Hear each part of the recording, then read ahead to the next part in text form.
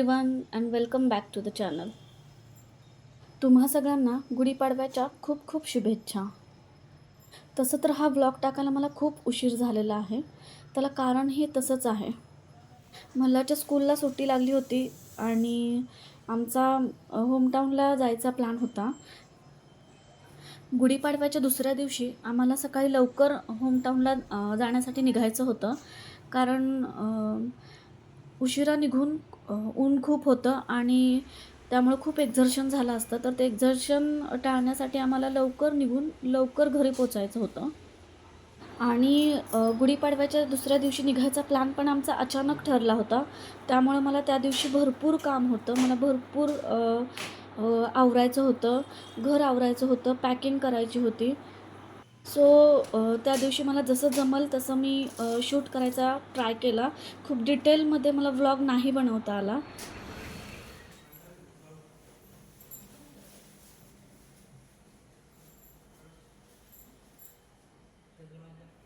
गुढीची पूजा करायच्या आधीच माझी कणिक मळून झाली होती, पुरण बनवून झालं होतं आणि भाजीची तयारी पण मी करून ठेवली होती.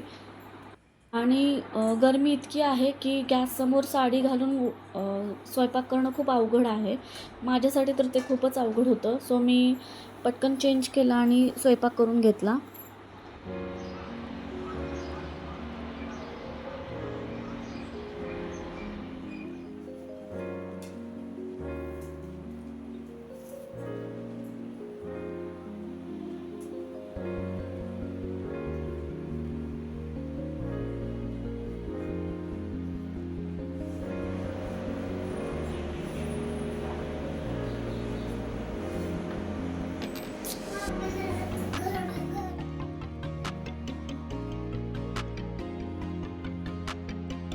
मी एकदाच आधी पुरण घालून सगळे उंडे बनवून ठेवले, म्हणजे नंतर मला पटकन पुरणपोळी लाटता येईल. आणि त्यात मल्हारची पण खूप गडबड चालू होती. त्याला खूप घाई झाली होती कारण पुरणपोळी त्याला खूप आवडते.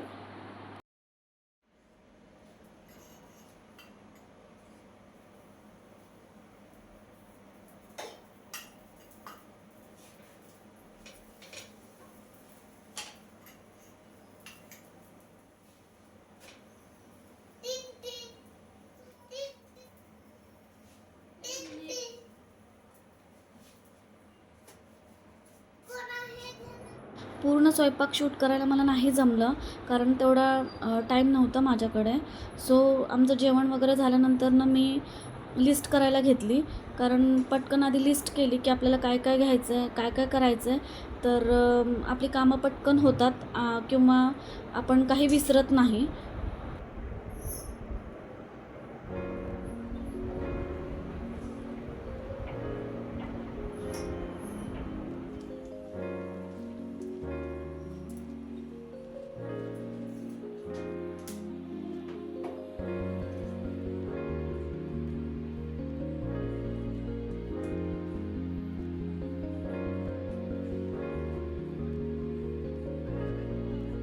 हे खूप सारे कपडे होते जे फक्त एकदा किंवा हार्डली दोनदा घालून हँगरला अडकवून ठेवलेले होते.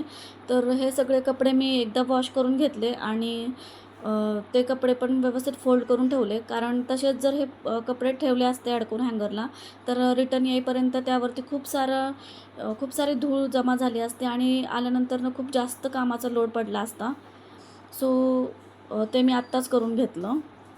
आपलं दररोज जे लागणारे कॉस्मेटिक आहेत जसं की मॉइश्चरायझर किंवा सनस्क्रीन वगैरे अशा सगळ्या ज्या रोज लागणाऱ्या गोष्टी आहेत त्या मी इथून घेऊन जाणंच प्रिफर करते.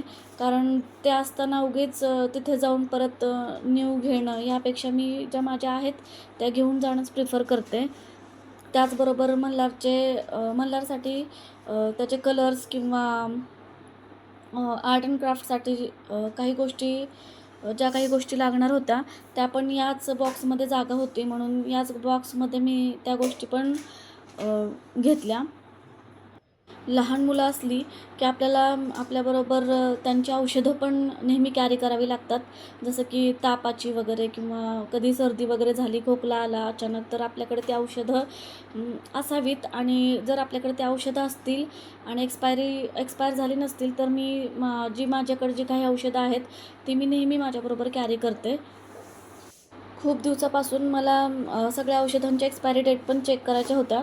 तर या रिझनमुळे ते काम पण माझं एक होऊन गेलं.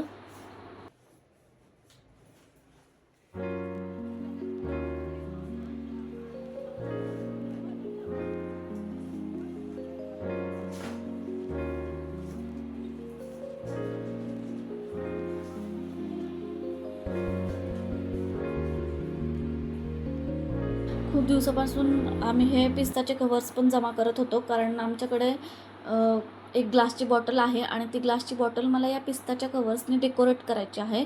सो मी ती ग्लासची बॉटल आणि हे पिस्ताचे कव्हर्स पण घेतले, कारण सुट्टी आहे आणि मग निवांत या गोष्टी आता करता येणार होत्या.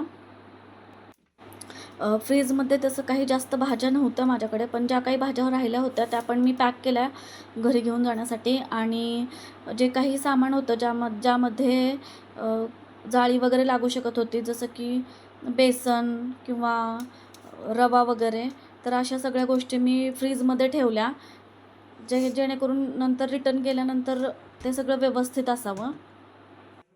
तर इथे आमच्या बॅग पॅक करून झालेल्या होत्या आणि त्यामध्ये खूप टाईम गेला माझा. उन्हाळ्यासाठी जो डेरा काढला होता तो पण मी स्वच्छ धुवून ठेवून दिला आणि माझे जे पण काही प्लांट्स होते घरातले ते पूर्ण सगळे मी लॉबीमध्ये ठेवले. आणि ज्या हाऊसकीपिंगच्या मावशी आहेत त्यांना या झाडांना पाणी घालण्यासाठी मी रिक्वेस्ट केली, कारण उन्हाळा खूप आहे आणि रिटर्न येईपर्यंत हे झाडं राहिली नसती. घरी निघायच्या आधी मला मी घर कसं आवरलं ह्याचा शॉर्ट व्हिडिओ मी तुमच्याबरोबर शेअर केला.